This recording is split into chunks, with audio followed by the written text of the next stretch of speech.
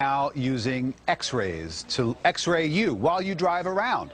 That's right, using the same technology that's in those airport scanners. Feds are now using these mobile X-ray vans, and they can see through cars, walls, and clothing. Joining us now is Mark Rotenberg, who's the Executive Director of Electronic Privacy Information Center. Mark, it's good to see you. We live in a very dangerous world. There are people who want to hurt us and hurt us badly. What is wrong with the government using this technology in an attempt to keep us safe?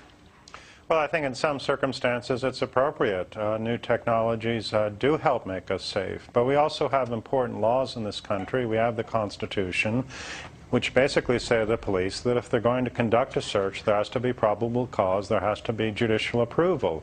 What we don't want is the police investigating everybody. We want them investigating the bad guys. You know, it's clear that the terrorists are trying to change tactics a little bit.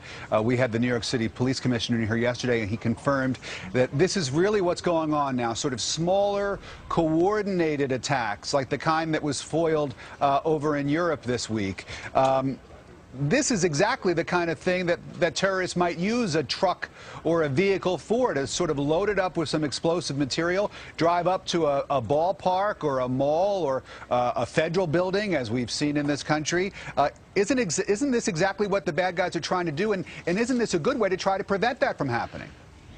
Well, whether or not it's effective is actually a very important question. We've got a lot of body scanners, for example, going into the airports in the United States today, and there's really an open question right now whether or not those devices will be effective in detecting, for example, powdered explosives. That's also a risk with a vehicle.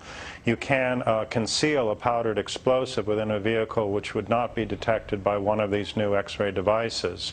So it's not obvious, even with these new technologies and the enormous sacrifice in privacy, that will necessarily be safer. What do you say, though, Mark, to those people out there who say, you know what, I'm willing to take that chance, and I'm willing to sacrifice a little bit of my personal privacy so that I can be protected, myself, my family, my country? What do you say to those people? Well, I think it's a dangerous way to view the world, actually. I mean, the threats are real. I think we need smart solutions and smart responses. I also think part of defending our country is about defending our way of life, our Constitution, and our freedoms.